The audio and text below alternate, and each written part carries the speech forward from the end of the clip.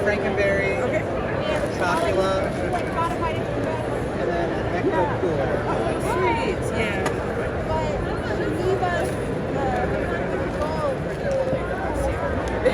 So now we're doing more brunches too. So Yeah, you're about nights. Just let me know and Yeah, absolutely. get you some comps.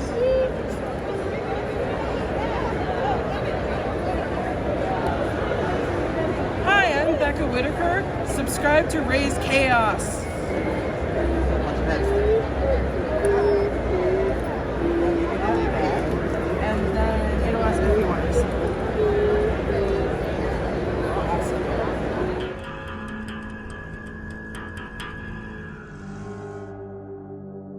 And welcome back, everybody. My name is Raze Chaos. You've made it back to my channel, and it wasn't that hard. But you know what? Raze put out his yesterday's video earlier on Wednesday. And you know what? It was Wednesday. There's only one kind of video that's supposed to come out on Wednesday, and that would be a new comic book day. Raze has got a new comic book cover, and these are getting harder and harder to get because they aren't releasing them very fast. And they're also releasing them in strange ways. I think the last one that came out was a Funko auction prize thing. And yeah, Raze is going to have to hunt for that. But looking at it, it's already way too expensive. So hopefully the price will come down on that soon. And Raze will be able to get that one. Couldn't even tell you what it is right now, but it's the only other comic book cover that is out there right now that Raze doesn't have. Raze can't wait until they release more. And he's very excited about this one because not only is this a unique character, one that they haven't done yet, but it's also DC, and you know that's Raze's big bread and butter. Yes, this is the Supergirl Woman of Tomorrow cover. And how are you in the way again? I'm just going to go ahead and get rid of you.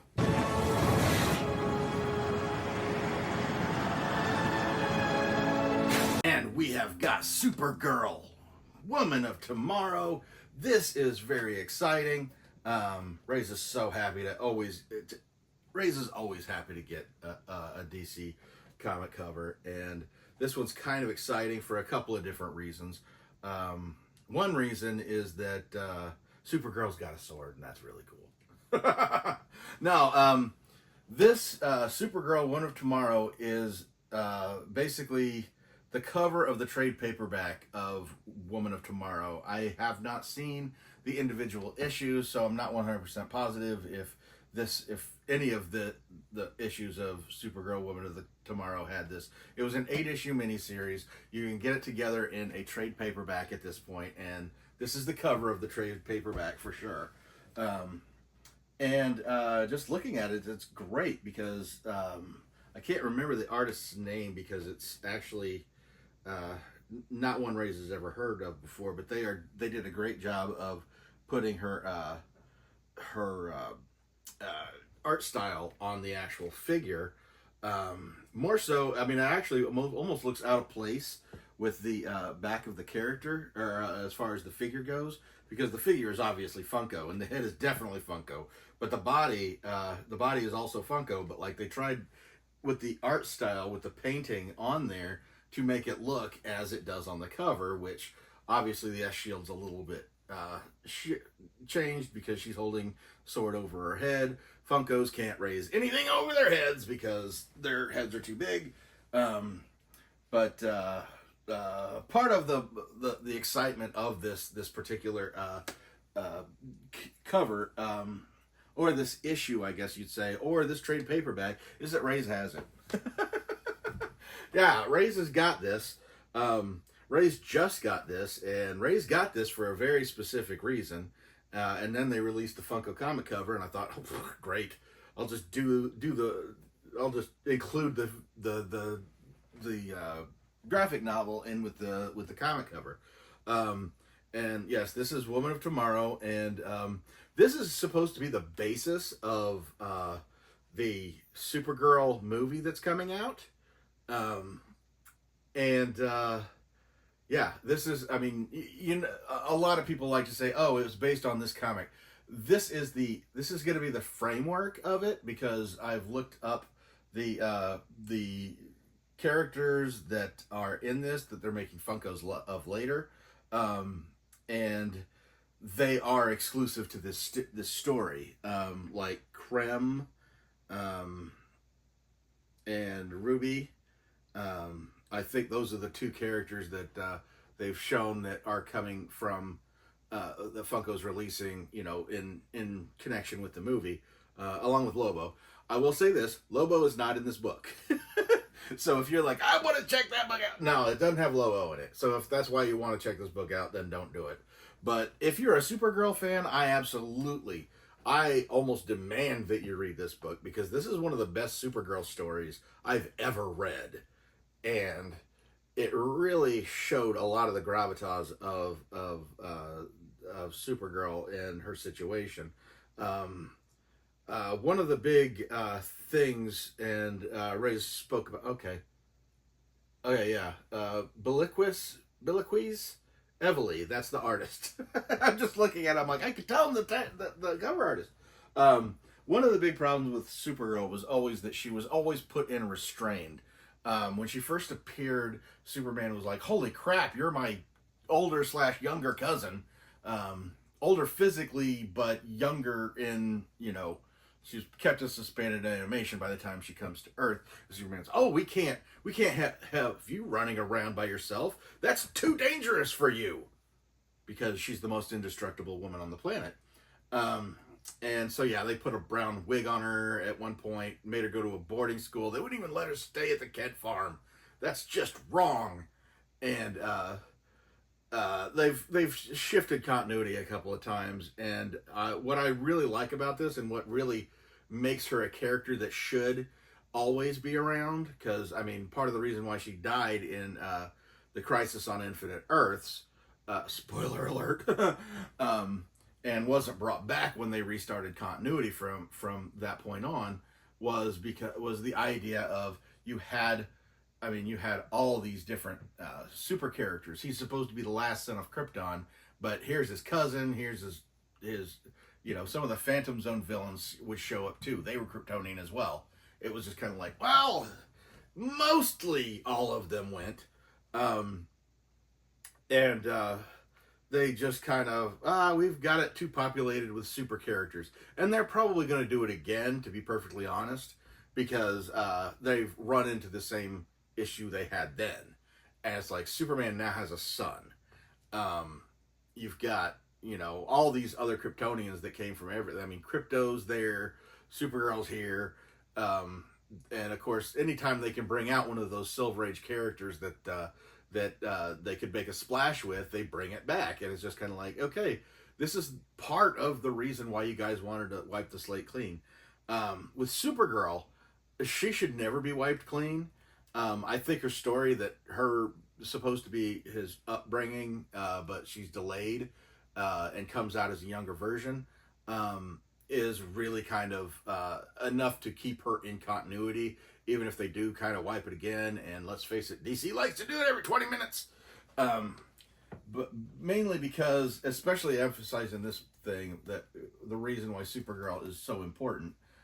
She was always an important character, but the more they flesh her out, which they've never really done, they've tried to, they've kind of altered her. At one point it was a Matrix, it was not even her, as one of the Funko covers Raze previously had pointed out, that was actually a Supergirl cover, but it was him in a Superman form, or the Matrix was like a protoplasm thing. I don't know, it was confusing. It was a dumb idea.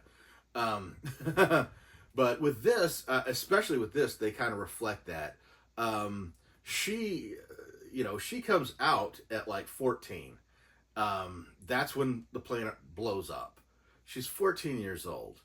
And, aside from going to Argo City and then being stuck in suspended animation, supporting Superman and everything, and she comes out. This is actually, if you've seen the Superman movie, the last Superman movie coming out, And Superman actually says something about her going to a planet with a red sun so she can get drunk because it's her 21st birthday. That's this book. The only thing confusing is that Krypto's in this. So Krypto shouldn't have been in the Fortress of Solitude while she's going out to get drunk when he's right here with her when she's going out to get drunk. Yeah, Krypto's in there. Krypto's here to stay. Let's face it. After that movie, they're going to keep Krypto in there. But at any rate,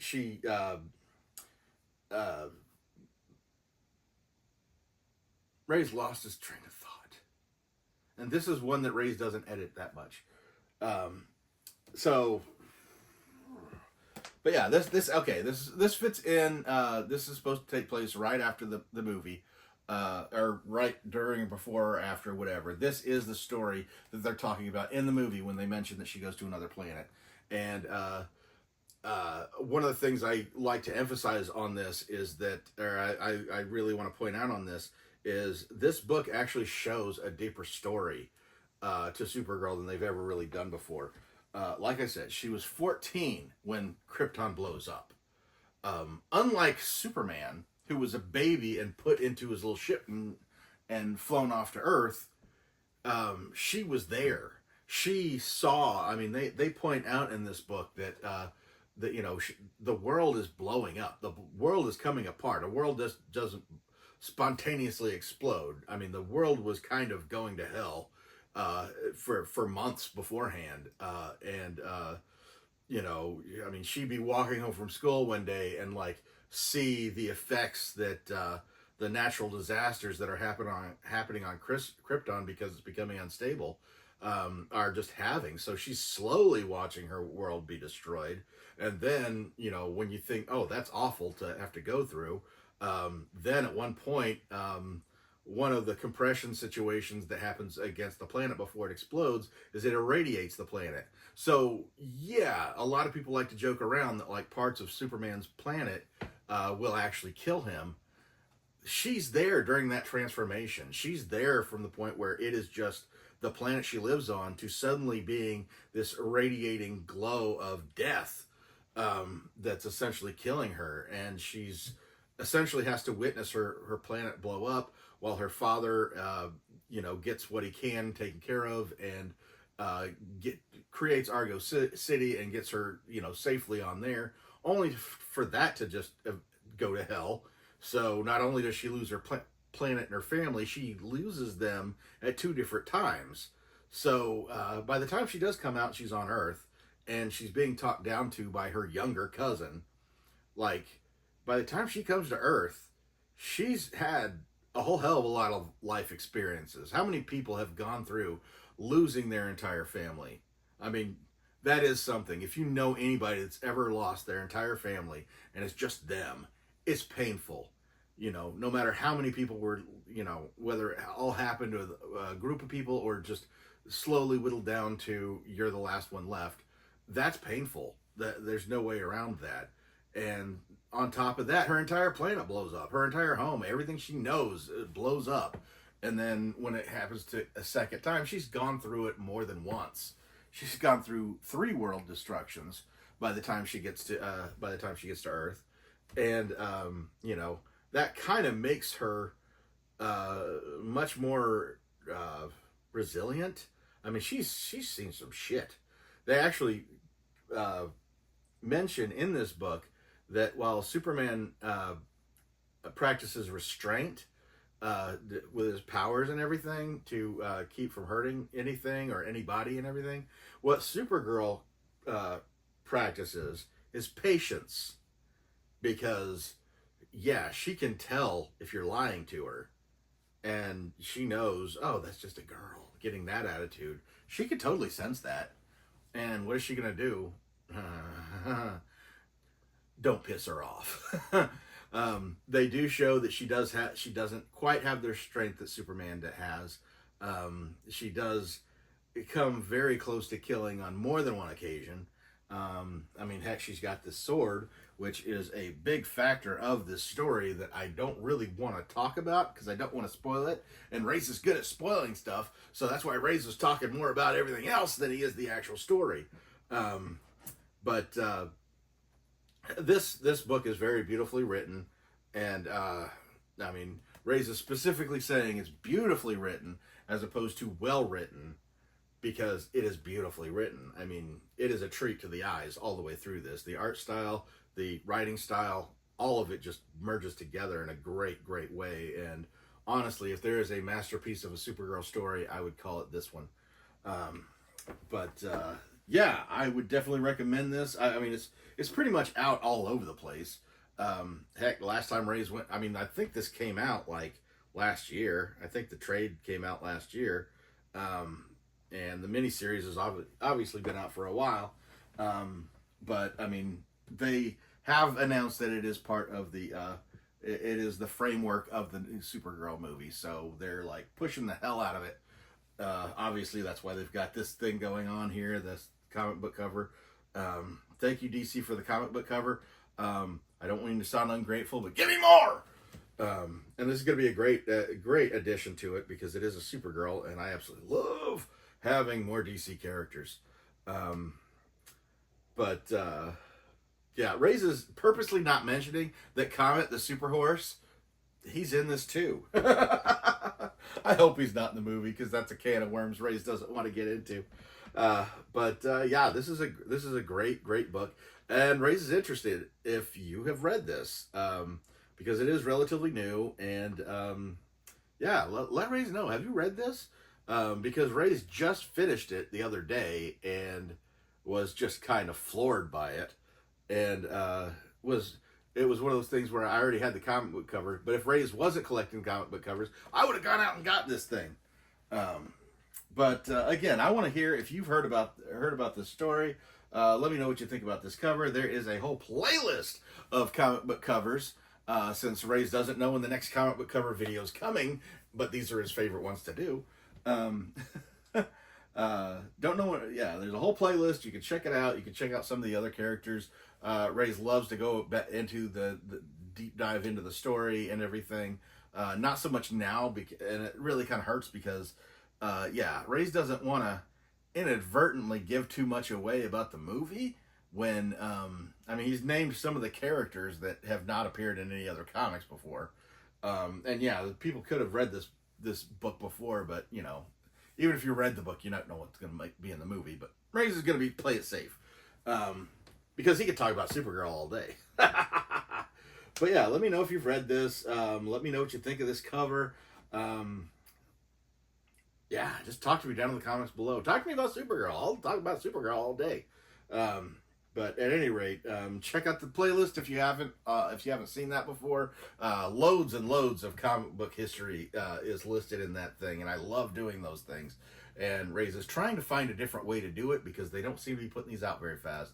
But at any rate, Raze is going to go ahead and let you go now. I hope you've had a great day, and never forget, life is full of odd moments. You never know when you're going to be defined.